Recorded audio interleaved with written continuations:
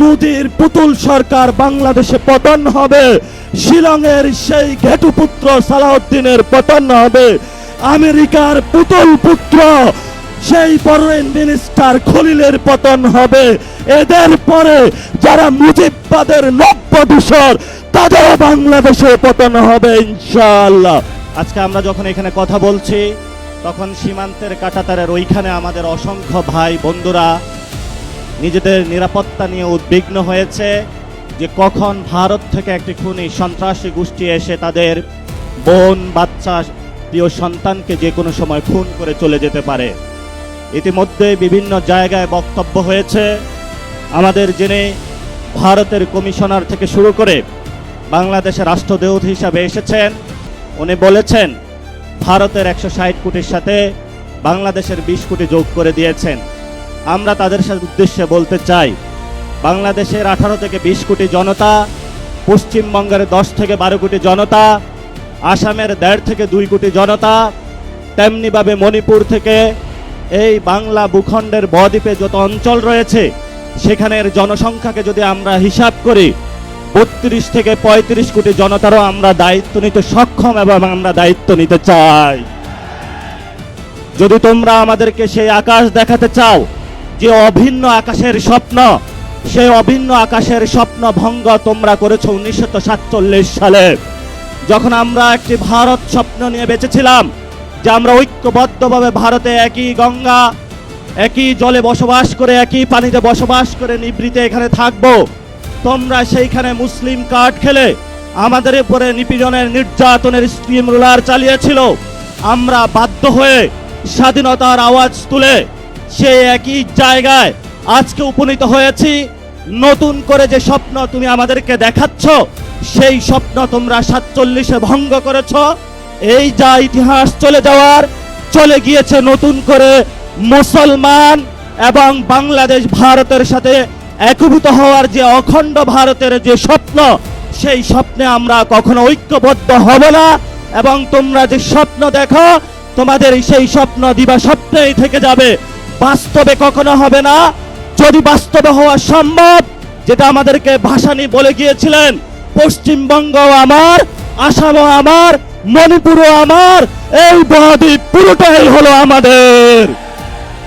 প্রিয় উপস্থিতি, 1947 সালে আমার আপনার যারা বাপ দাদা যুদ্ধে নেমেছিল একটি বৈষম্যহীন বাংলাদেশ গঠনের জন্য, কিন্তু 1971 সালে বাংলাদেশের মুসলমানদের উপরে, বাংলাদেশের মানুষের উপরে সেই বৈষম্যহীন বাংলাদেশ গঠনের পরিবর্তে ভারতের একটি পুতুল সরকার, মুজিববাদী সরকার বাংলাদেশের উপরে আবারই চাপিয়ে দেওয়া হয়েছিল।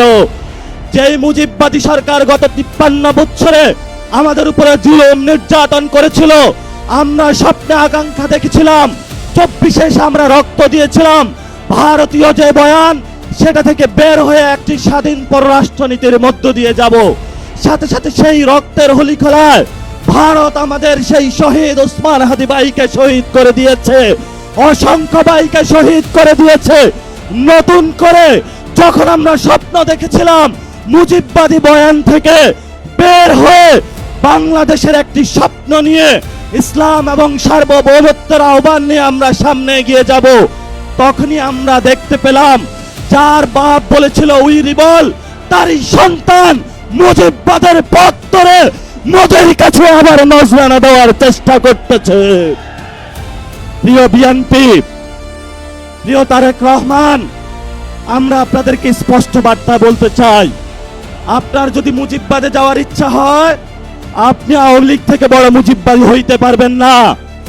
আমরা আপনাকে হুঁশিয়ার করে দিচ্ছি, আপনি যদি মুজিববাদের পথে হাঁটেন এই পথ বাংলাদেশের জনগণের পথ নয়, মুজিববাদী শক্তির সাথে কঠিন যুদ্ধ হবে ইনশাআল্লাহ। সেই যুদ্ধে যদি বিএনপি বা আপনারা যদি মুজিববাদের পক্ষে থাকেন, 24-এর গণ অভ্যুত্থানে যদিও আপনারা আমাদের সাথে রাজপথে ছিলেন, আমরা সেখানে আপনাদের সাথে কোনো কম্প্রোমাইজ করব না। আগামীর এই লড়াই আমরা সরকারকে বলবো, যদি পররাষ্ট্রমন্ত্রী, স্বরাষ্ট্রমন্ত্রী পুশিন বন্ধ করতে না পারে, সীমান্ত হত্যা বন্ধ করতে না পারে, নাগরিকদের নিরাপত্তা না দিতে পারে, সীমান্তের নাগরিকদের উপর অত্যাচার বন্ধ করতে না পারে, তাহলে নাকে খত দিয়ে তাদের পদত্যাগ করা উচিত। আর যদি তারা সসম্মানে পদত্যাগ না করায়, তাহলে তোমাকে টেনে হিচড়ে আমরা বাংলার মাটিতে পদত্যাগ করাবো। লাস্ট যে কথাটা, আমাদের ফরেন মিনিস্টার জাতিসংঘে ইলেক্টেড অ্যাসেম্বলি হয়েছেন, জাতিসংঘের সভাপতি হয়েছেন, কিন্তু সীমান্তে আপনি হত্যাকাণ্ড দেখেন না, সীমান্তে আপনি পুশিন দেখেন না। আপনার চোখে শুধু সেখানে কিভাবে ভিন্ন দেশের করায়ত্তের মধ্য থেকে বাংলাদেশের সার্বভৌমত্ব জলাঞ্জলি দেওয়া যায়, সেই পথে আপনি তারেক রহমানের সাথে হাত মিলিয়েছেন। প্রিয় খলিল ভাই, এই খলিল ভাই আপনি ছিলেন না। যদি আপনি মুজিববাদের পথে দেন, আমরা আপনাকে শায়েস্তা করার জন্য প্রস্তুত আছি। তখন কোন খলিল ভাই আমরা চিনব না, সালাউদ্দিন ভাই আপনাকেও আমরা চিনব না। প্রস্তুত হন। আমরা ছিলাম রাজু ভাস্কর্যে, শাহবাগে এসেছি। ভবিষ্যতে পুরো বাংলাদেশ একসাথে জেগে উঠবে সার্বভৌমত্ব এবং ইসলাম রক্ষার আন্দোলনে। সবাই প্রস্তুত হন। সময় শুরু হয়েছে। তাগুতের তখ্তে তাগুত পতন হবে। মোদির পুতুল সরকার বাংলাদেশে পতন হবে। শিলংয়ের সেই ঘেটুপুত্র সালাউদ্দিনের পতন হবে। আমেরিকার পুতুল পুত্র সেই ফরেন মিনিস্টার খলিলের পতন হবে।